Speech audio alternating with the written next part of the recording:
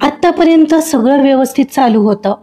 ते पैसे ठरवलेच तर आरुष माघारी करू शकत होता, पण त्याला ते करायचे नव्हते.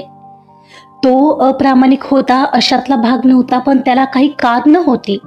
सध्या तरी हे पैसे एखाद्या हप्त्याप्रमाणे त्याच्या सॅलरीमधून कट होणार होते. त्याला काही इलाज नव्हता, पण ऑफिसमधलं काम मात्र तो अगदी प्रामाणिकपणे करत होता.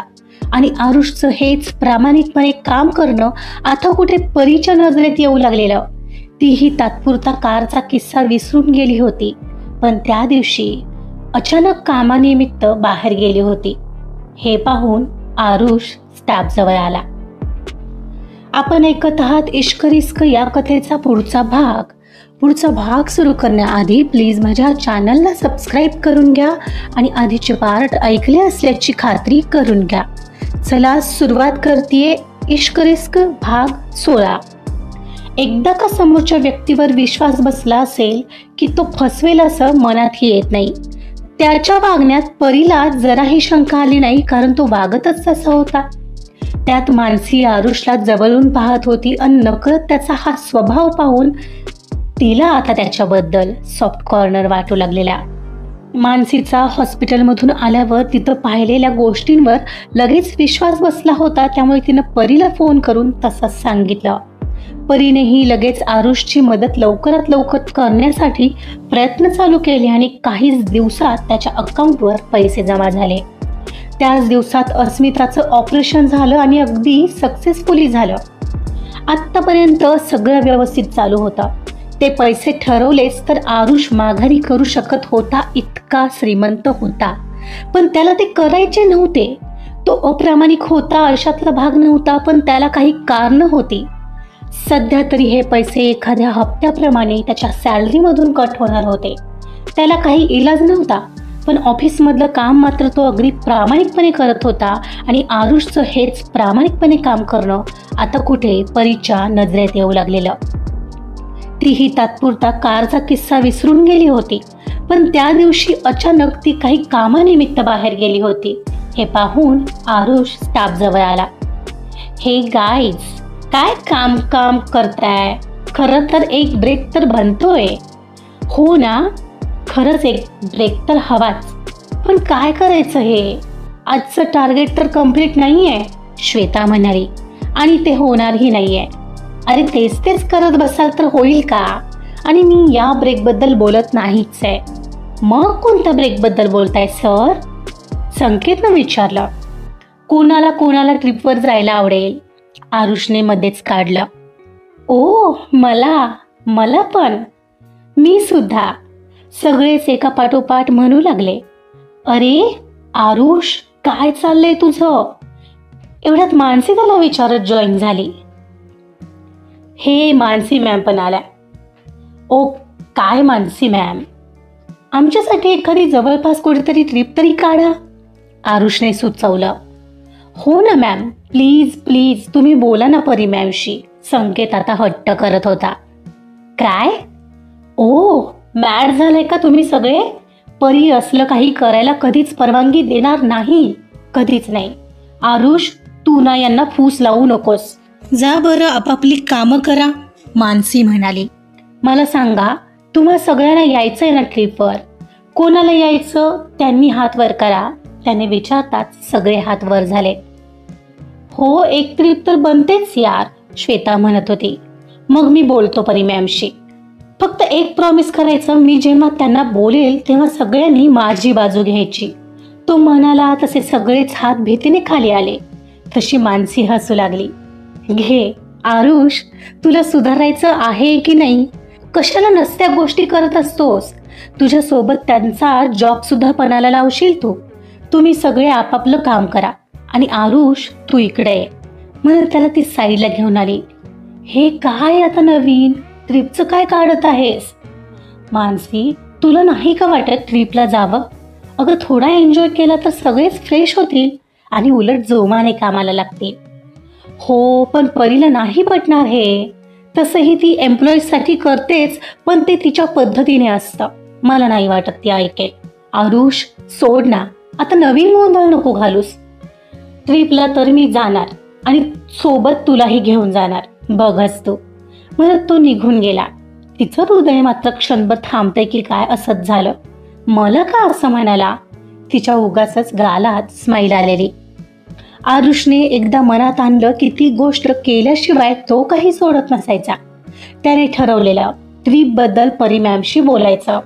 तेव्हा मानसी केबिन मध्ये नाही पाहून तो नॉक करून आत आला. काय काम आहे? काय काम आहे? परी लॅपटॉपवर काही करतच म्हणाली. परी मॅम, तुम्हाला माहिती आहे का, अमेरिकेत स्टाफला दुपारी एक डुलकी घ्यायची परवानगी असते. हे सांगायला तुम्ही इथं आलाय का? ती काम थोडं थांबवत त्याला म्हणाली. नाही म्हणजे मला असं म्हणायचंय की तिथं कर्मचाऱ्यांचा एवढा विचार केला जातो, त्यामुळे ऑफिसचीच कार्यक्षमता वाढते. बरं, म्हणजे माझ्या ऑफिसमध्ये कार्यक्षमता कमी आहे असं म्हणायचंय का तुम्हाला? ती पुन्हा काहीतरी टाईप करत म्हणाली. कमी नाहीये हो, म्हणजे ते आणखी वाढवण्यासाठी काम करता येईल ना आपल्याला. बराच विचार करताय की तुम्ही माझ्या ऑफिससाठी. थँक्यू मिस्टर आरुष, पण तुम्हाला हे सगळं करण्याची काही गरज नाहीये. त्यासाठी मी समर्थ आहे. मॅम, एकदा ऐकून तर घ्या. काय आहे मिस्टर आरुष? मी काय करावं अशी तुमची इच्छा आहे? मी ही झोपायची परवानगी द्यावी का स्टाफला? झोपायचा पगार देते का मी त्यांना? अहो तसं नाही, म्हणजे हे पण बघा ना तुम्ही, जपानमध्ये म्युझिक ऐकत काम करून घेतात. इवन हे यासाठी की त्यामुळे माइंड फ्रेश राहतं आणि काम करणं कंटाळवाणं होत नाही. एम्प्लॉईजची काम करण्याची क्षमता वाढते. हे सगळं तुम्ही का सांगत आहात मला? आता मुद्द्याचं बोलणार आहात का मिस्टर आरुष, का माझा वेळ वाया घालवत आहात? हो, काय आहे ना, सगळ्या स्टाफला एक चेंज हवाय. हे कोणी ठरवलं? तुम्ही? नाही, सगळ्यांना विचारा हवं तर. मॅम बघा, त्यामुळे आपल्या स्टाफची काम करण्याची क्षमता आणखी वाढेल. I am sure. म्हणजे मी नक्की काय करायचं असं वाटतं तुम्हाला? मॅम, जवळच्या ठिकाणी एक दिवस फक्त ट्रिप अरेंज करावी असं आम्हा सगळ्या स्टाफला वाटतंय. त्याने पटकन बोलून टाकलं. ट्रिप? इम्पॉसिबल. आणि मग तुम्ही का सांगताय हे? त्यांना बोलू द्या ना. अहो मॅम, ते कसे बोलतील तुम्हाला? तुम्हाला माहिती ते तुम्हाला घाबरतात. बरं, म्हणून तुम्ही आलाय का सगळ्यांच्या वतीने विचारायला, त्यांची वकिली करायला? हे अगदी भारी जमतंय तुम्हाला. Now I got it. आता विचारलं, माझं उत्तर नाही असं आहे. मला नाही जमणार असलं काही परवानगी द्यायला. आता जाऊन काम करा. ती दोन्ही हातांची बोटं एकमेकात मिळवत म्हणाली. ओके म्हणत तो त्याच्या केबिनमध्ये आला आणि सर्वांना एक्सटेन्शनवरून कॉल करून परी मॅमच्या उत्तराची कल्पना दिली आणि सर्वांना रेडी राहायला सांगितलं होतं नेक्स्ट प्लॅनसाठी. दुसऱ्या दिवशी परी ऑफिसमध्ये आली, पण कोणीच काम करत नव्हतं.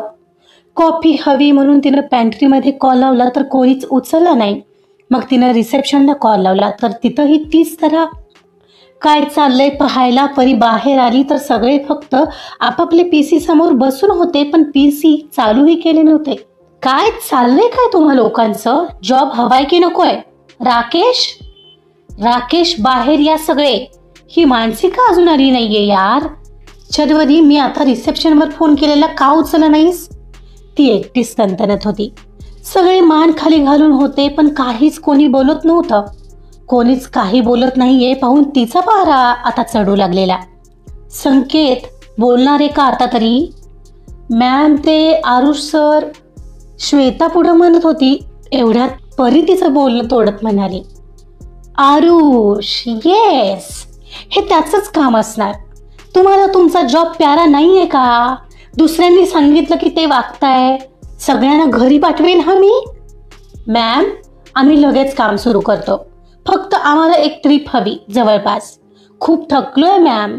काम एके काम, नंतर हे लॉकडाऊन मुळे कुठं जाता येत नव्हतं. घर ते ऑफिस यापेक्षा वेगळं जग कित्येक दिवस पाहिलं नाहीये आम्ही. आता सगळं नॉर्मल झालंय तर फक्त एकच ट्रिपची अपेक्षा करत आहोत, तेही वन डे रिटर्न. संकेत म्हणाला.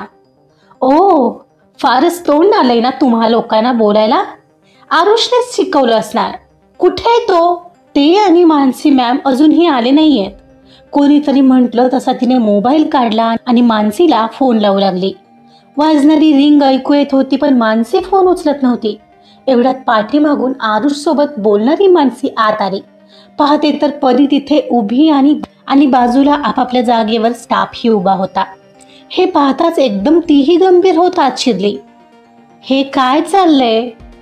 सॉरी हा परी, अगं आज ट्रॅफिक खूप होतं. सो फोन कुठे आहे तुझा मानसी? तिनं त्या स्टोअरमध्ये विचारलं.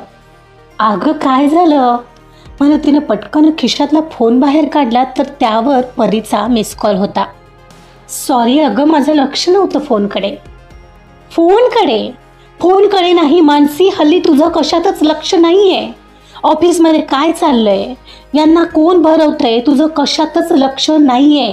काय चाललंय काय? तिचा आवाज वाढला. अगं झालं काय? पण काय झालं ते तुझ्या परममित्र आरुष साहेबांना विचार. ट्रिपचं खूळ यांनी भरवलंय स्टाफच्या डोक्यात. त्यांना जरा मदत काय केली असं वाटतंय आपण बॉस झालोय कंपनीचे. 1 मिनिट परी मॅम, माझ्याशी बोला तुम्ही जे काय आहे ते. तिला काय मध्यस्थी करून बोलताय? तिला यातलं काहीच माहीत नाहीये. मग माहिती असायला हवं, त्यासाठी मी तिला पगार देते, समजलं? तू मध्ये बोलायचं काम नाही. सगळ्यांना घरी पाठवेन हा मी. बॉस मी आहे इथं, ती स्वतःकडे बोट दाखवत म्हणाली. परी तू शांत हो ना, आपण शांतपणे बोलू, मानसी मध्यस्थी करत म्हणाली. हो काढा ना, मग काढा, सर्वांना काढा कामावरून. मी पण पाहतो तुम्ही कशा काढतात. आरुष म्हणाला. आरुष तू शांत बसणार आहेस का आता जरा? मानसी त्याला गप्प करण्याचा प्रयत्न करत म्हणाली. अजिबात बसणार नाही. काय व्हायचं ते होऊ दे आज. मी शांतपणे सगळं समजावलं होतं यांना केबिनमध्ये जाऊन. मग काय झालेलं काय परवानगी द्यायला? आज स्टाफ यांच्या विरोधात उभा राहतोय म्हटल्यावर हल्ली असेल ना यांची खुर्ची. आत्ता हा माझ्या डोक्यात जातोय हा मानसी आत्ताच्या आत्ता नोटीस टाईप करायला घे. तुम्ही काय करायचं ते करा मॅम. आम्ही आरुष सरांसोबत आहोत. त्यांना काढलं तर आम्हीही रिझाईन देऊ. मग बघा कसं तुमचं काम वेळेत कंप्लीट होतं आणि कसे तुमचे टार्गेट्स कंप्लीट होतात. संकेत कधी नव्हे ते परीवर आवाज चढवून म्हणाला. संकेत अति बोलतोयस हा तू? मानसी चल केबिनमध्ये आत्ताच्या आत्ता नोटीस काढ. बस झालं आता, सगळ्यांना जागा दाखवायची वेळ आली आहे. म्हणून ती तावातावाने आत गेली. पाठोपाठ मानसी ही आत गेली तसा संकेतही घाबरला. आरुष सर आता पुढे काय हो? नाहीतर एक फालतू ट्रिपच्या नादात माझा जॉब जाईल सर. डोंट वरी. संकेत विश्वास आहे का तुझा माझ्यावर? मी बघतो काय ते. आरुष त्याला म्हणाला आणि कसल्याशा विचारात हरवला. आल्यापासून पाहते कोणी कामच करायला तयार नाही. पॅन्ट्रीमध्ये कॉफीसाठी फोन लावला तर साधा उचललाही नाही त्या राकेशनी. परीची बडबड चालली होती. परी शांत हो, आपण काहीतरी मार्ग काढू. मी बोलते ना आरुष सोबत. इतक्यापर्यंत वेळच का आली मानसी? याला सर्वस्वी जबाबदार तू आहेस. ते काही नाही, आत्ताच्या आत्ता सगळ्यांना मी घरी पाठवणार. परी अगं काय बोलतेस काय तू? सगळ्यांना खरंच घरी पाठवलं तर काम कसं होईल आपलं? नवीन कॅन्डिडेट मिळायला ॲटलिस्ट 1 आठवडा 2 आठवडे तरी हवेच. आणि तोपर्यंत काम बंद राहील, कळतंय का तुला? मला नाही माहीत काही. पाहिलंच तोंडवर करून कधीही हिंमत नव्हती बोलायची माझ्या स्टाफची, आणि आज त्या आरुषमुळे माझा कचरा झालाय. ते काही नाही मानसी, एक काम कर, आत्ताच्या आत्ता त्या आरुषला नोटीस हातात दे. म्हणजे तो घरी जाईल आणि इतरांची अक्कल ठिकाण्यावर येईल. परी चिडून म्हणाली तशी मानसी घाबरली. तिचं एक आणि मोठं खोटं बाहेर पडणार म्हणताना तिच्या अंगाचा थरकाप उडाला.